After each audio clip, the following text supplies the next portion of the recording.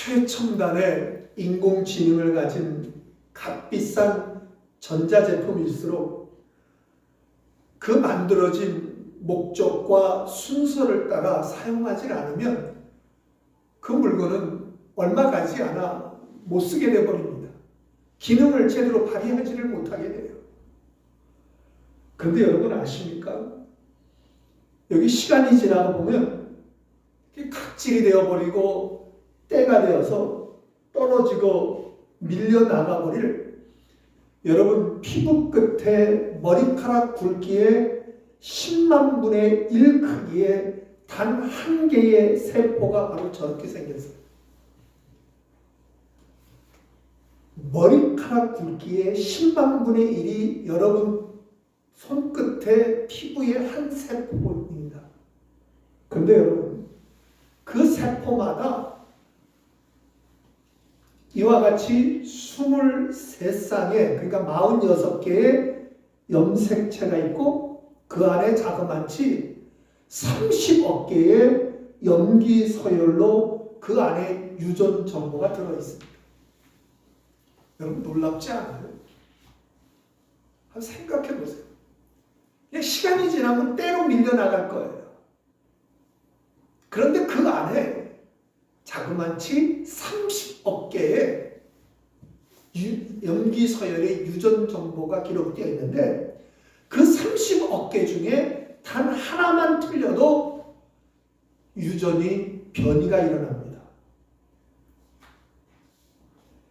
이것을 쉽게 말하면 지금 여러분이 가지고 있는 휴대폰 약 100만 개가 있어야 여러분 손끝에 세포 하나가 담고 있는 유전 정보를 담을 수가 있다고 합니다.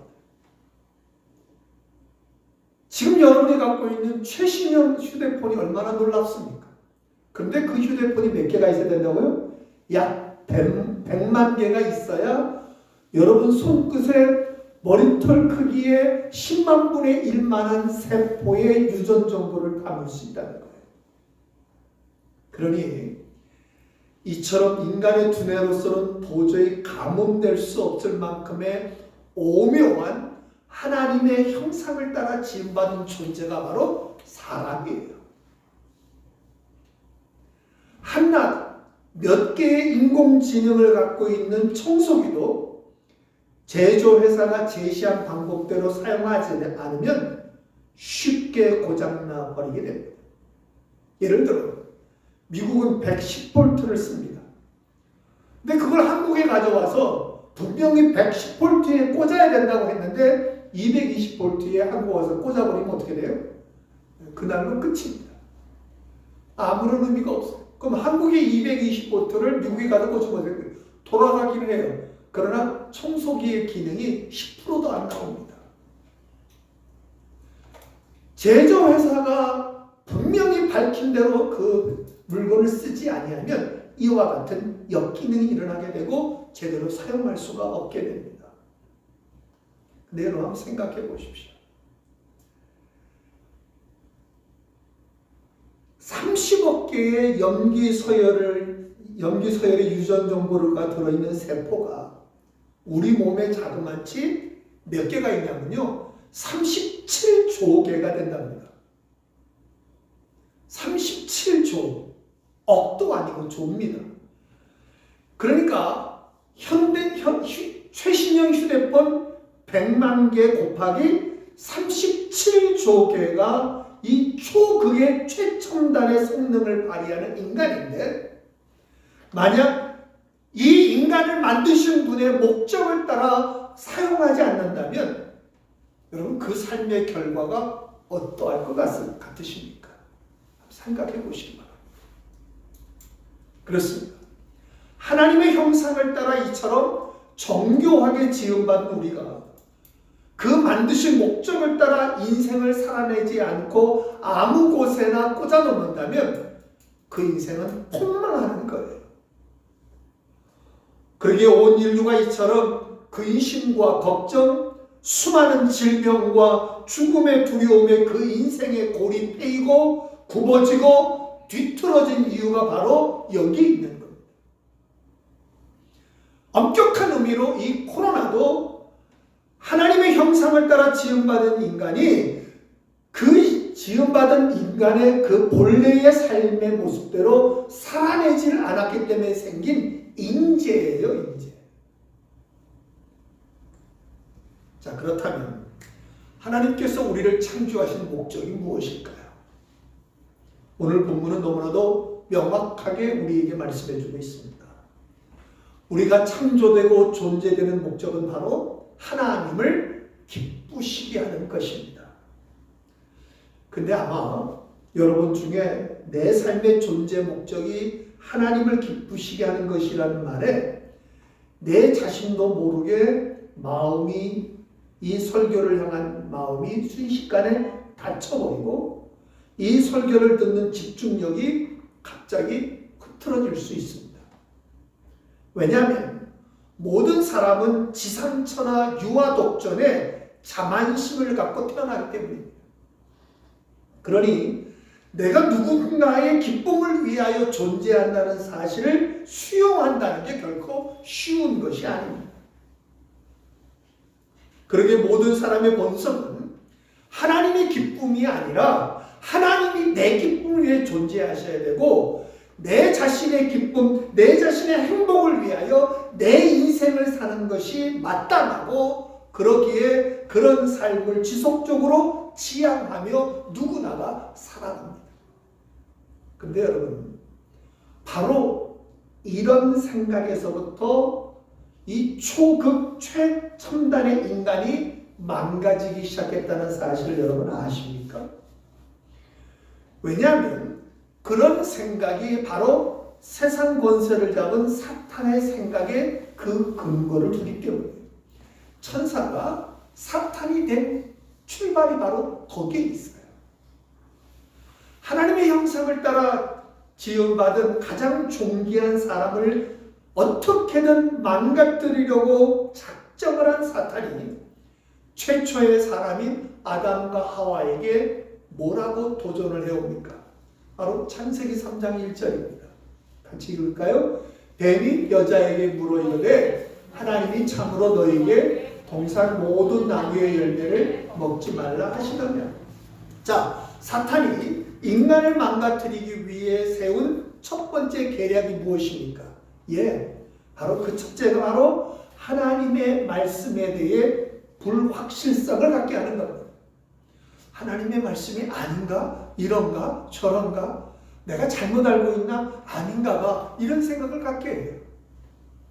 그 다음에 4절 5절을 보면 뱀이 여자에게 이르되 너희가 결코 죽지 아니하리라.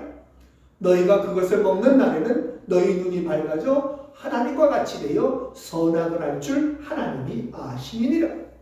자, 이것이 바로 두 번째 사탄의 계략인데요. 첫 번째의 계략에서 하나님의 말씀에 대한 불확실성을 갖게 한 후에 아담과 하와의 마음이 흔들릴 때에 이제 한 걸음 더 나아가 하나님의 말씀은 내 삶의 현장과 맞지를 않아. 내 삶과 동떨어져. 그렇기에 내가 그렇게 말씀을 살지 않은 것이 나는 훨씬 자유로워 라는 식으로 부정적인 사고에 확신을 갖게 하는 겁니다. 마치 부정하는 바이러스를 우리 마음에 집어넣어서 우리의 마음에 자리 잡은 모든 하나님이 주신 생각을 이 부정적 바이러스로 완전히 변질시켜버리는 것이 사탄의 계략인 거예요. 그리고 나서 하나님의 형상으로 지음받은 우리에게 무엇이라고 도전합니까?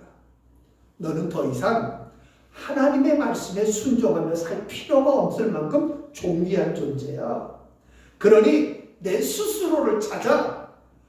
이것이 바로 너다운 삶이야. 여러분, 이게 많이 들어본 말씀 아니에요? 바로 요즘에 인기 있는 인문학의 첫걸음이에요. 저는 이 인문학을 신학교에서 가르친다는 말에 아주 뒤로 자빠지는 줄 알았어요. 내 스스로를 찾아 내 스스로 사는 것이 너다운 삶이야. 그러니 너를 속박하려고 하는 저 하나님을 내 삶에서 쫓아내. 그러면 너는 내 자신이 하나님처럼 되어 살 수 있어. 이게 바로 너야. 이게 마귀의 전략이에요. 여러분 마치 뭐와 같습니까?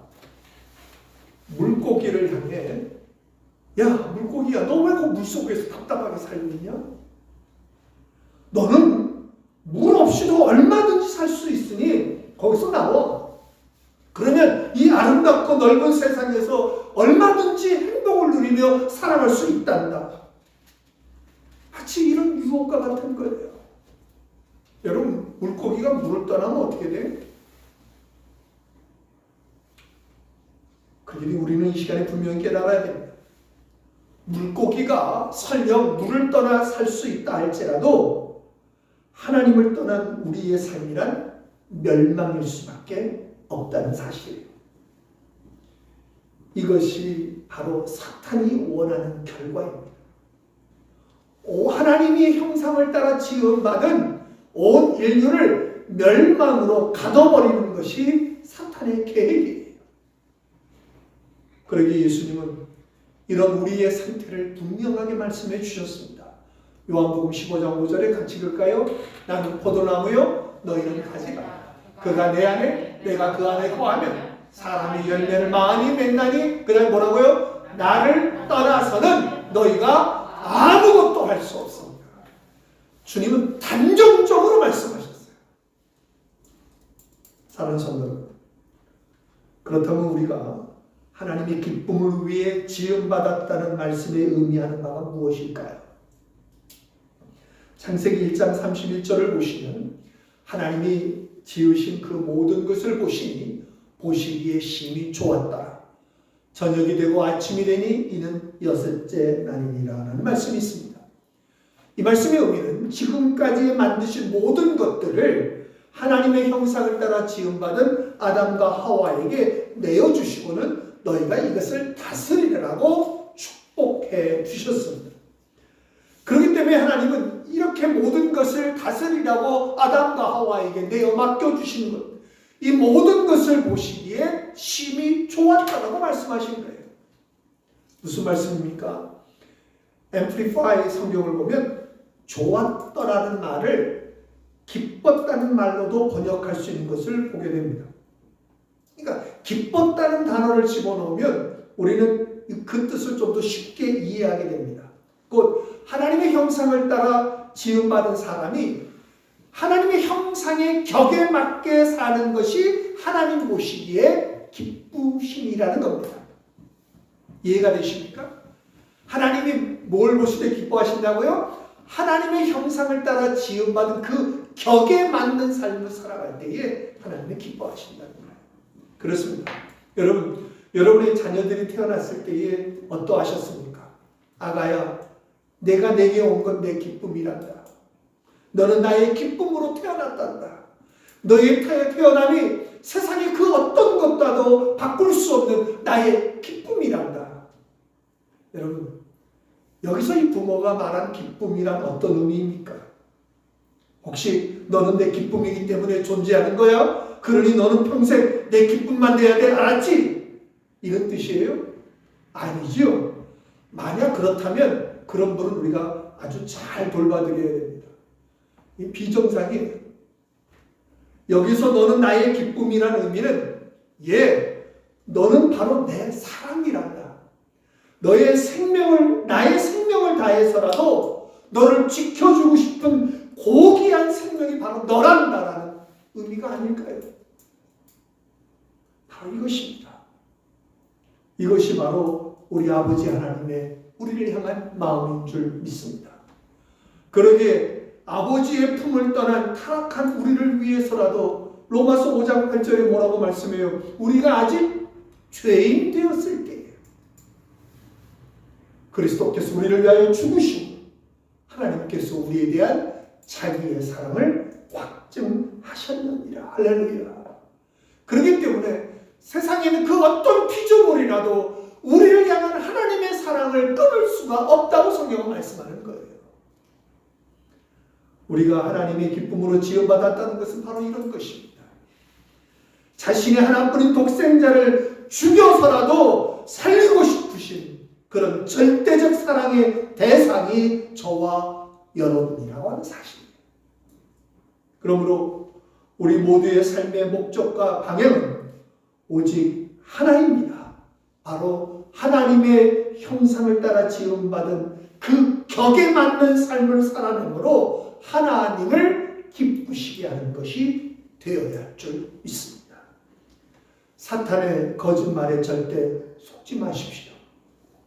하나님을 기쁘시게 하는 것이야말로 나의 기쁨이며 행복한 내 인생을 누릴 수 있는 유일한 길이라는 것을 기억할 수 있기를 바랍니다.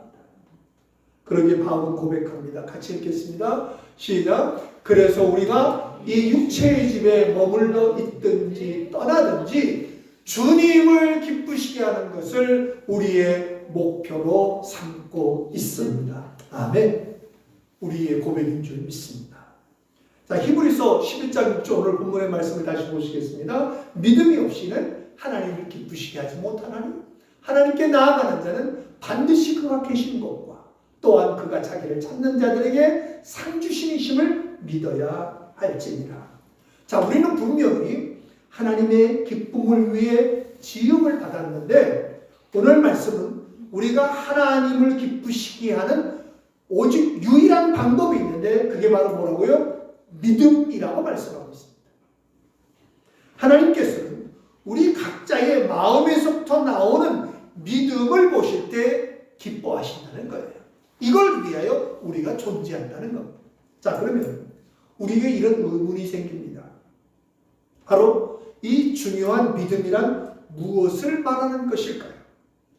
주여 내가 믿습니다라고 하면 하나님을 기쁘게 하는 것일까요? 그런 믿음이 믿습니다 하면 믿음이 생기는 것일까요? 여러분, 믿음은 이 faith라는 단어를 씁니다. 근데 그 faith가 충만함이라는 뜻의 full을 만나게 되면 faithless가 되어서 신실이라는 의미를 갖게 됩니다. 한자를 보면 믿을 신자에 가득할 실자가 됩니다. 그러니까 믿음으로 어떻게 돼요? 가득 찬 게 뭐예요? 신실이에요. 우리는 보통 하나님을 신실하신 분이라고 찬양합니다. 그래서 우리 이렇게 찬양을 하는데요. 하나님 한 번도 나를 실망시킨 적 없으시고 언제나 공평과 은혜로 나를 지키셨네. 그 다음에 뭐라고요? 오 신실하신 주, 오 신실하신 주, 내 너를 떠나지도 않으리라, 내 너를 버리지도 않으리라 약속하셨던 주님, 그 약속을 어떻게 돼요? 지키사 이후로도 영원토록 나를 지키시리라 확신하네. 아멘. 그렇습니다. 우리가 우리 하나님을 향해 신실하시다고 고백할 수 있는 것은 하나님께서 말씀하신 그대로 우리를 향해 그렇게 행해 주셨기 때문이에요. 그렇기 때문에 이후로도 그렇게 행해 주실 것을 믿는 거예요. 하나님의 사랑, 하나님의 신실하심, 그냥 말씀만으로가 아니라 친히 우리를 향해 몸으로 행하심으로 보여주신 사랑이요 신실하심, 그 증거가 바로 뭐예요? 십자가예요. 그 증거가 십자가예요. 그러므로 우리의 믿음도 행함으로 증명돼야 될 줄 믿습니다. 그러게 야고보서 2장 14절을 보면 이렇게 말씀합니다. 내 형제들아, 만일 사람이 믿음이 있노라고 행함이 없으면 무슨 유익이 있으리요? 그 믿음이 능히 자기를 구원하겠느냐라고 말씀을 하시고 마지막 가서 26절에서도 이렇게 말씀합니다. 영혼 없는 믿음이 죽은 것 같이 행함이 없는 믿음은 어떠하다가 죽은 것입니다. 분명하게 말씀하고 있습니다. 자, 그렇다면 우리에게 어떤 행함이 있어야 진짜 믿음이라고 할 수 있을까요? 우리에게 어떤 믿음이 있어야 하나님이 요구하시는 하나님을 기쁘시게 하는 믿음의 소유자가 다 될 수 있을까요? 우리는 그 믿음의 의미를 히브리어 원어를 통해서 살펴보면 쉽게 이해할 수 있게 됩니다. 자, 믿음을 가리키는 히브리어 원어는 에뮤나입니다. 에뮤나. 이 에뮤나는 하나님에 대한 온전한 신뢰가 행동 그리고 삶으로 표출됐다는 뜻이에요.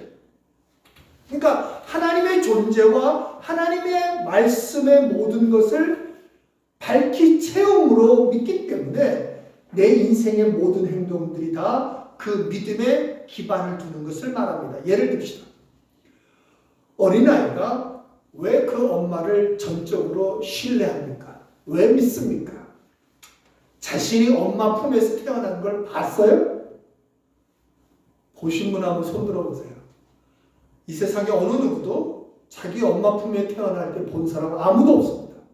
근데 그분이 내 엄마인 줄 알아요. 왜 알까요?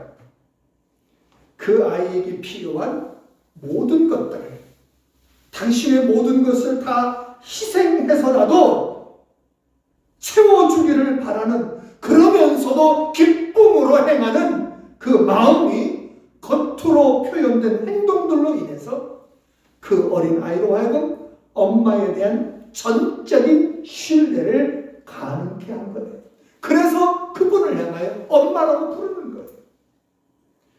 아이가 이런 무한한 신뢰를 엄마를 찾을 때에 그 엄마는 어때요? 에이 귀찮은 거. 안 그래요. 그렇게 엄마를 전적으로 신뢰하고 엄마를 따를 때에 그 엄마는 기뻐하는 거예요. 왜? 이 아이의 신뢰가 바로 나와의 끈끈한 관계를 증명해 주거든요. 그러므로 이 에뮤나는 내 아버지 하나님이 어떤 분이신가를 믿기 때문에 내 삶의 모든 행동 하나하나를 아무런 의구심도 제한도 없이 그저 다 온전히 맡기는 것을 말합니다.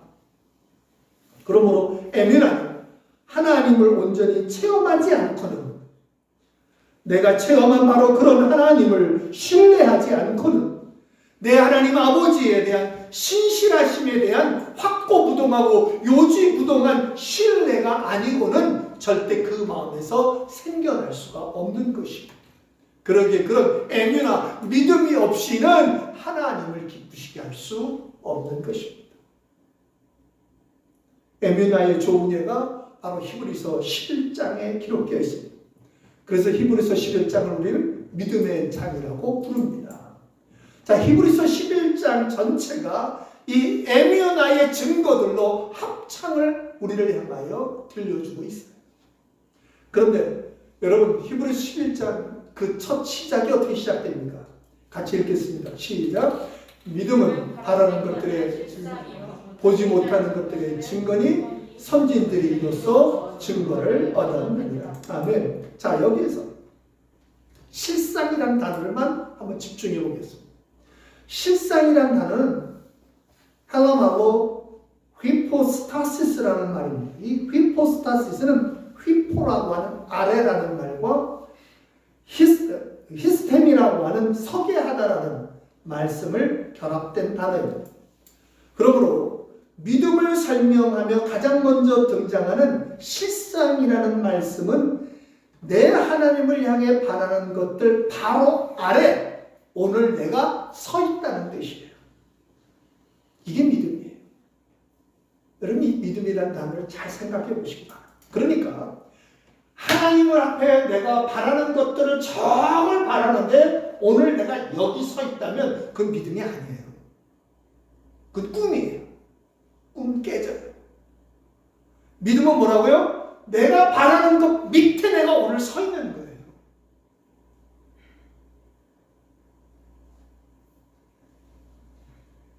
이게 믿음이에요.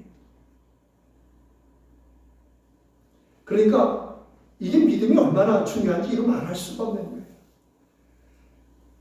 그렇기 때문에 그 믿음이 나로 하여금 하나님의 약속을 기다리는 동안에 그 어떤 변화와 그 어떤 환난이 내게 닥쳐온다 할지라도 결코 흔들리지를 않게 하는 거예요.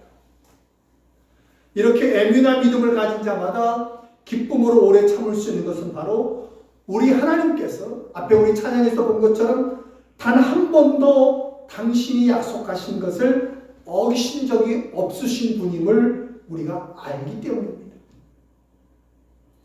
이러한 경험에서 오는 신뢰는 그 약속하신 분의 신실하심이 너무나도 강력하기 때문에 이미 오늘 내가 그 약속하신 것에 실체 안에 있는 것처럼 곧 내가 이미 받은 것처럼 생각하게 되고 그 실체를 소유한 것으로 믿을 만큼 확실하다는 거예요. 날마다 내일 그래놓고 한 번도 들어주지 않는 사람, 또 한쪽에서는 단 한 번도 내일이라 그래놓고 어긴 적이 없는 사람이라면 여러분 두 아이의 표정은 전혀 다를 거예요. 한 번도 어기신 적이 없을 때 내일이라 때요 마치 오늘 받은 것처럼 내일을 기대하게 되고 기쁨으로 그날을 바라보게 될 것입니다. 그게 믿음이에요. 이것이 믿음입니다. 사랑하는 성도 여러분, 저는 여러분 모두가 다 이런 애민한 믿음으로 하나님을 기쁘시게 할 수 있기를 주의 이름으로 축원합니다. 그런데 이 시간 이런 믿음의 정의 앞에 우리 자신을 비춰보게 됩니다. 여러분 어떠십니까? 참으로 부끄럽고 내놓을 것이 없는 빈 믿음의 그릇들 뿐인 것은 아닌지요. 히브리서 11장에 등장하는 모든 믿음의 선진들의 모습에 비하면 우리 너무나도 허접합니다. 너무나도 초라합니다. 너무나도 빈약해요. 그렇다면 우리는 결코 하나님을 기쁘시게 하는 삶을 살 수 없는 존재로 끝나는 것일까요? 자, 히브리서 12장 1절 2절을 보시겠습니다. 같이 읽겠습니다. 시작. 이러므로 우리에게 구름같이 둘러싼 허당한 증인들이 있으니 모든 무거운 것과 얽매이기 쉬운 죄를 벗어버리고 인내로서 우리 앞에 당한 경주를 하며 믿음의 주요 또 온전케 하신 이 예수를 바라보자. 아멘. 자, 이 말씀에서 분명히 우리에게 가르쳐주고 있는 게 뭐냐면 우리도 능히 믿음의 선진들이 가졌던 그런 믿음의 사람이 될 수 있다고 그 가능의 문을 우리를 향하여 활짝 열어주고 있는 것을 보게 됩니다. 자, 여기에 놀라운 은혜가 있는 거예요. 자, 그러면 어떻게 하면 됩니까? 여기에 그 방법을 말씀해 주고 있어요. 두 가지인데요. 제일 먼저 모든 무거운 것을 벗어버리라고 말씀하십니다. 무거운 짐을 지고는 이 긴 믿음의 여정을 끝까지 나아갈 수 있는 사람은 아무도 없어요. 그러기에 주님도 이렇게 말씀합니다. 수고하고 무거운 짐진 자들아 다 내게로 오라. 내가 너희를 어떻게 돼요? 쉬게 하리라. 여러분 인생의 무거운 짐을 끙끙 메고 가지 마십시오. 가장 답답한 게 주님 이 짐 지고 왔습니다라고 내려놓고는 갈 때 도로 지고 가시는 분들이 너무 많다는 거예요. 맡겼으면 끝 아니에요? 은행에 예금했으면 그 다음에 그 돈의 책임은 누가 지는 거예요? 은행이 지는 거잖아요. 근데도 잠을 이루지 못하고 저거 훔쳐가면 어쩌지? 그것처럼 어리석은 인생은 없는 건 똑같습니다.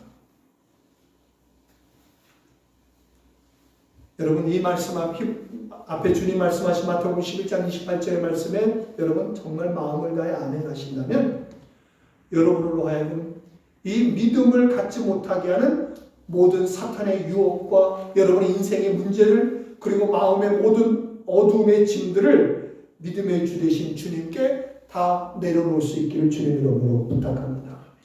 그리고 또한 얽매이기 쉬운 모든 죄악을 벗어버려야 합니다. 얽매이기 쉬운 죄악을 벗어버리지 않는 인생은 마치 뭐와 같으냐면 엑셀을 아무리 차를 밟아도 여러분 그 차에 브레이크를 걸어놓으면 어떻게 돼요? 시간이라는 엔진 소리는 변함없이 열심히 돌아가고 인생이라고 하는 타이어는 타는 냄새 나듯이 열심히 살아가고 있는데 항상 제자리예요. 분명히 열심을 다해 내 인생의 페달을 밟고 있는데도 단 하나 한步도 못 나가요. 항상 그 자리예요. 절망하게 돼요. 인생은 정말 심장 타듯이 열심히 살아왔는데 결과는 그 자리입니다. 그냥 그 모습이에요. 왜 그럴까요? 얽매이기 쉬운 죄에 붙잡혔기 때문이에요. 그러니 항상 그 자리로 돌아올 수밖에 없는 겁니다. 여러분으로 하여금 2021년에 축복의 땅을 향해 나아가지 못하도록 여러분을 묶어두는 이 모든 얽매이기 쉬운 죄악을 다 벗어버리기를 주님의 이름으로 축원합니다. 그리고 여기 진정한 복음이 있습니다. 바로 믿음의 주여 또 온전케 하신 이인 예수님을 바라보십시오. 이 에미나의 믿음을 갖게 하는 것은 내가 아닙니다. 여러분 잘 생각해 보셔야 돼요. 나로 하여금 이 믿음을 갖게 하는 것은 내 자신이 아니라 내 믿음의 주체는 오직 누구세요? 예수님 한 분뿐이십니다. 예수님이 내 믿음의 근거이고 내 믿음의 주체이시며 또한 그 믿음을 온전케 하시는 분이시기 때문에 우리는 그 예수님을 바라보는 것이 중요한 거예요. 그러므로 우리가 해야 될 일은 뭐예요? 단 하나, 예수님 바라보는 거예요. 아무리 내 인생에 풍랑이 일고 바람이 불고 빛 하나 없는 깜깜한 밤이 되어서도 나의 신실한 빛이 되신 예수님만을 바라보고 나아가는 삶은 결코 파산하지 않고 끝까지 안전하게 항구에 이르게 될 줄 믿습니다. 우리의 삶에 그 어떤 풍파가 밀려온다 해도 나의 믿음의 주가 되시고 나의 믿음을 온전케 하시는 분이신 내가 만난 바로 그 예수님, 내가 체험한 그 예수님 끝까지 결코 놓치지 마시고 오직 나의 믿음의 주가 되시는 주님만을 바라보고 나아가고 우리 모두가 승리의 항구에 이르게 되기를 주의 이름으로 축원합니다. 기도하겠습니다. 주님 감사합니다. 주의 말씀 앞에 우리의 마음이 굴복하며 아멘하며 그 말씀에 붙잡힌 바 되기를 원합니다. 주여, 믿음이 없이는 하나님을 기쁘시게 할 수 없사오니 오직 믿음의 주여 나를 온전케 하시는 예수님만을 바라보므로 그 주님으로 인하여 오늘도 승리하는 저희 모두가 되게 축복하여 주시옵소서. 믿사오고 주 예수 그리스도 이름으로 간절히 기도하옵나이다. 이제는 우리 주 예수 그리스도의 은혜와 아버지 하나님의 극진하신 사랑하심과 성령님의 감화감동 늘 함께하심의 역사가 하나님을 체험하고 하나님의 그 놀라우신 신실하심을 삶의 순간순간마다 체험한 자들마다 그 하나님의 신실하심 앞에 믿음의 행동으로 나타내고 드러내고 곧 예수만을 바라보며 나아가는 삶을 살 때에 그 주님 주시는 지혜로 인하여 말할 수 없는 능력을 행하며 말할 수 없는 열매로 하나님을 기쁘시게 하기를 사모하는 귀한 오늘을 살아가는 하나님의 자녀들을 위해 이제부터 영원토록 함께 하옵시기를 간절히 축원하옵나이다. 아멘.